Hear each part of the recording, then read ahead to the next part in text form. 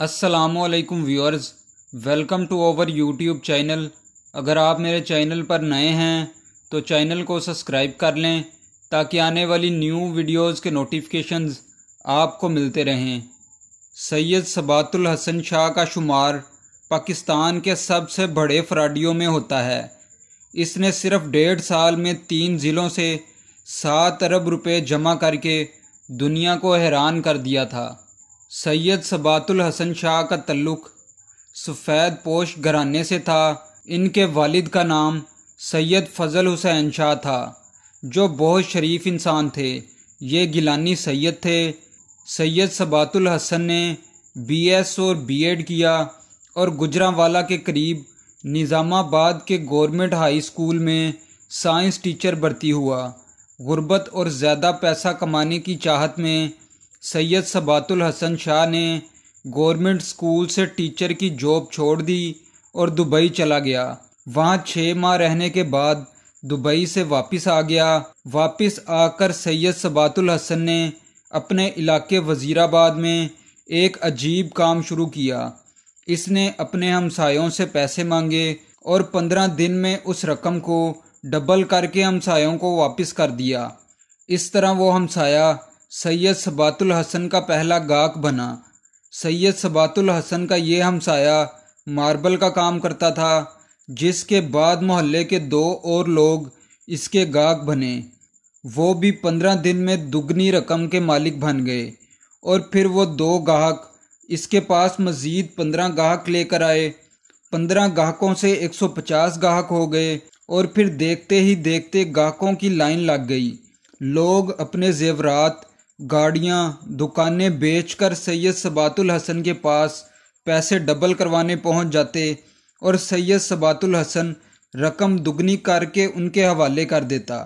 یہ کاروبار شروع میں نظام آباد تک محدود تھا، اور پھر یہ وزیر آباد، سیالکوٹ اور گجرانوالہ تک پھیل گیا۔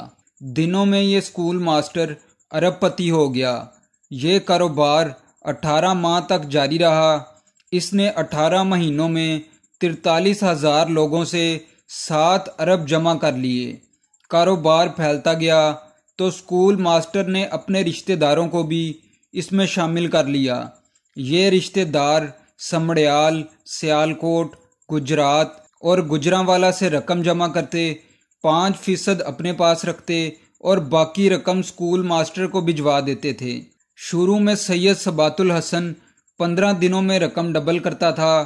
بعد میں رقم ڈبل ہونے کا وقت بڑھ کر 1 ماہ ہو گیا، پھر 2 ماہ ہوا، اور پھر آخر میں سید ثبات الحسن نے یہ وقت بڑھا کر 70 دن کر دیا۔ یہ سلسلہ چلتا رہا، لیکن پھر سید ثبات الحسن کے برے دن شروع ہو گئے۔ یہ خفیہ اداروں کی نظر میں آ گیا۔ اس کے خلاف تحقیقات شروع ہوئیں تو انکشاف ہوا کہ سید ثبات الحسن پونزی اسکیم چلا رہا تھا، جو مالیاتی فراڈ کی ایک قسم ہے، جس میں ہر نیا رقم دینے والا پرانے گاہکوں کو رقم لوٹاتا رہتا ہے، جس سے شروع کے گاہکوں کو دگنی رقم مل جاتی ہے، لیکن آخری گاہک سارے سرمایے سے محروم ہو جاتے ہیں، اور وہ فراڈیا شخص سارا سرمایہ لے کر کہیں روح پوش ہو جاتا ہے۔ لیکن سید ثبات الحسن کے کیس میں ایسا نہیں ہوا۔ خفیہ اداروں نے اسے گرفتار کر لیا۔ اسی دوران ڈیلی نیشن میں اس کے خلاف خبر شائع ہو گئی اور پورے گجرانوالہ میں کوہرام مچ گیا۔ سید ثبات الحسن شاہ کا شمار پاکستان کے سب سے بڑے فراڈیوں میں ہوتا ہے۔ اس نے صرف 1.5 سال میں 3 ضلعوں سے 7 ارب روپے جمع کر کے دنیا کو حیران کر دیا، لیکن سن 2007 میں یہ نیب کے شکنجے میں آ گیا۔ نیب نے اس کی جائیدادیں، زمینیں، اکاؤنٹ پکڑ لیے۔ یہ رقم 3 ارب روپے بنی۔ اس نے یہ 3 ارب چپ چاپ نیب کے حوالے کر دیے۔ اس پر فراڈ کا کیس چلا اور اسے 1 جولائی سن 2012 میں 14 سال کی سزا ہوئی۔ جیل کا دن 12 گھنٹے کا ہوتا ہے، چنانچہ اس کی 14 سال کی سزا عملاً 7 سال تھی۔ عدالتیں پولیس حراست، حوالات اور مقدمے کے دوران گرفتاری کو بھی سزا میں شامل کرتی ہیں۔ سید ثبات الحسن 13 اپریل 2007 میں گرفتار ہوا تھا اور یہ عدالت کے فیصلے کے مطابق 5 سال کی سزا کاٹ چکا تھا اور باقی 2 سال بچے۔ سید ثبات الحسن نے سوچا کہ 4 ارب روپے کے بدلے 2 سال جیل کی سلاخوں کے پیچھے رہنا مہنگا سودا نہیں ہے، اور پھر جیل میں اس کے اچھے چال چلن اور برتاؤ کی وجہ سے سزا میں کمی کر دی گئی۔ چنانچہ وہ عدالتی فیصلے کے 23 ماہ بعد جیل سے رہا ہو گیا۔ سید ثبات الحسن 15 مئی سن 2014 کو کوٹ لکھپت جیل سے رہا ہوا تو اس کے ساتھیوں نے اس کا شاندار استقبال کیا۔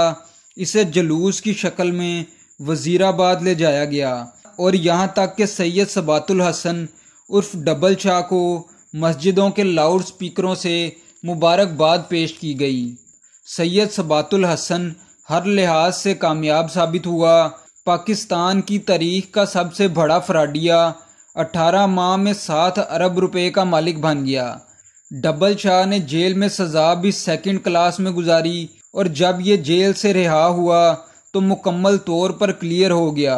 اس نے اب نہ تو کسی کو کچھ ادا کرنا تھا اور نہ ہی پولیس اور نیب اسے اب تنگ کر سکتی تھی، اور اب یہ 4 ارب کا مالک تھا۔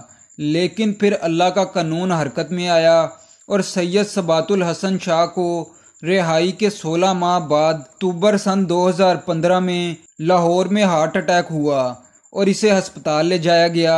اس کی طبیعت تھوڑی دیر میں بحال ہو گئی تو اسے گھر لے گئے، مگر پھر 30 اکتوبر سن 2015 کو ہارٹ اٹیک سے اس کا انتقال ہو گیا۔ تو ویورز، یہ تھی سید ثبات الحسن پاکستان کے سب سے بڑے فراڈیے کی کہانی۔ مزید سٹوریز کے لیے چینل کو سبسکرائب کریں اور کمنٹ سیکشن میں اپنی رائے کا اظہار ضرور کیا کریں۔ Thanks for watching our videos.